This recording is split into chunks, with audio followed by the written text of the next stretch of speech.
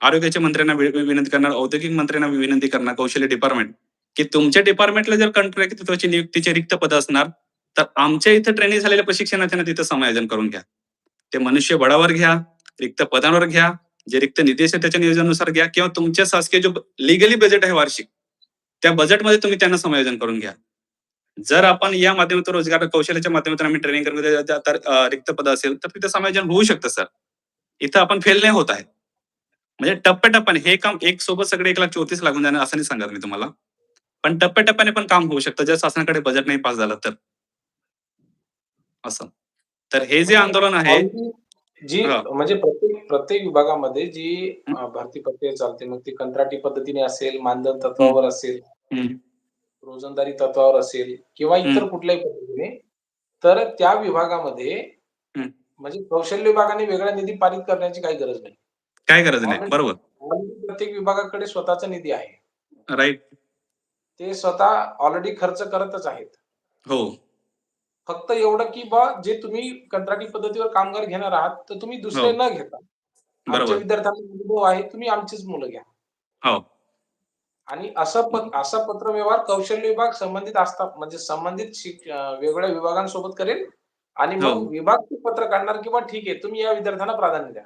बरोबर. एकदम बढिया. खूप छान. खूप छान. बरोबर. आणि एक महत्वाचं सर, की प्रत्येक जिल्ह्यामध्ये सध्याच्या आस्थापनावर आमच्याकडे आमच्या जिल्ह्याची स्थिती सांगतो मी तुम्हाला, की आमच्या जिल्ह्यामध्ये आश्रमशाळेवर काही युवा-युवतींना एक माझा विद्यार्थी जोडलेला आहे दिग्रसमधून. मी दिग्रसला होतो 2015 ते 18 या वर्षामध्ये. हं, त्या आमच्या शाळेमधला एक विद्यार्थी जोडलेला आहे तसं त्याने मेसेज केला. तुझं स्वागत आहे बेटा. हं, ठीक. आपल्या इथं म्हणजे आमच्या नंदुरबारमध्ये एक एक म्हणजे सगळ्या महाराष्ट्रामध्ये आहे तो विषय. पण जे शासकीय आश्रमशाळा आहे सर, तिथे एक कंपनींना कॉन्ट्रॅक्ट दिला गेलेला आहे, की तुम्ही आरोग्याच्या नर्सेसला तसेच डी-एड बी झालेल्या शिक्षकांना तुम्ही एक शिक्षक म्हणून काम करू शकतात आणि कॉन्ट्रॅक्ट तत्त्वावर नियुक्ती होऊ शकतात. म्हणजे कंपनी वाईज फक्त. तर त्यांना बेसिक पगार एक 20,000 पासून स्टार्टअप आहे असं समजा. पण आपला जे मूळ उद्देश आहे, की कोणत्याही जॉबला जॉइन न करता म्हणजे आवश्यक लोक कुठे पण जॉइन होतात. एक शिक्षकाचाच मान भेटतं, हे सगळ्या गोष्टी ओके आहे. पण भविष्यामध्ये ते निधी वाढ करणे किंवा त्यांच्याकडे आपले वैयक्तिक आंदोलन करणे, ही संकल्पना त्या कंपनीसोबत करू शकत नाही. ऑलरेडी आपण बरोबर. कॉन्ट्रॅक्ट आणि करार घेऊन आपण हे करू शकतो. बरोबर. आता माझं सांगतं, की एक जरी महिन्याच्या माझ्या कौशल्याच्या डिपार्टमेंटचा माझा पगार बाकी असेल, तरी मी सरकारला प्रश्न विचारू शकतो सर, की माझ्या 1 महिन्याचा पगार तुम्ही का दिला नाही? तुम्ही आतापर्यंत का वेटिंग करायला होत आहे? पण कंपनी थ्रू जर आपण जॉइन झालो, तर आपण त्यांना प्रश्न सुद्धा विचारू शकत नाही सर. 1 वर्ष पगार दिला ना, नाही दिला ना, तरी पण प्रश्न विचारू शकत नाही. तर आपण जे नियोजन करत आहे, की कंपन्या थ्रू आपल्याला रोजगार काढणे हे नाही.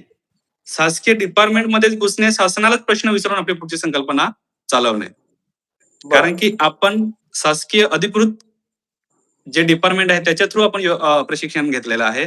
तर शासकीय योजनेसोबतच जोडून आपली पुढची संकल्पना राहील सर. बरोबर. हो. छान.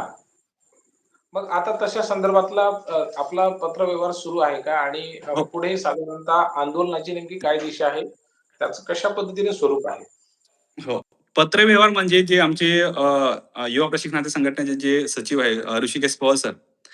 त्यांनी सध्या तर पत्रव्यवहार केलेला आहे आणि मी त्यांना म्हणजे रायगड हे मुंबईच्या जवळ आहे. तर मी त्यांना बोललो, की "सर तुम्ही आधी जरी जिल्ह्यामधून जे प्रतिनिधी नेमले आहे, रिक्त पदाचा अहवालच्या पत्रव्यवहार जरी त्या प्रतिनिधीने घेतला नाही, पण संपूर्ण हां. महाराष्ट्रामधून जे रिक्त पद ज्या शासकीय आस्थापना आहे, त्याच्या रिक्त पदाचा अहवाल पाहिजे. यासाठी तुम्ही हां. पत्रव्यवहार करून घ्या." असं करून आमच्या ऑलरेडी पत्रव्यवहार करून झालेला आहे. जो पत्रव्यवहार करून जो लिगली डाटा आहे, रिक्त पदांचा अहवालचा, तो आमच्याकडे आहे सर. की जे आम्ही पण की जो राज्य लेव्हलचा जो डाटा असतो, तो थोडा कन्क्लुजन असतो.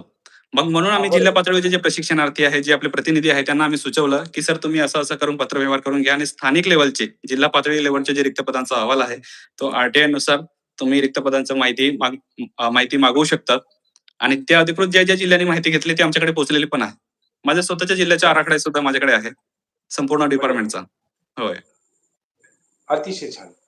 हो. आणि 6 तारीखच आपण का ठरवली सर, की 6 तारखेलाच कौशल्यावर प्रश्न विचारले जाणार आहे. म्हणजे आपल्या पावसाळी 6 जुलैचा. अधिवेशनामध्ये. हा पावसाळी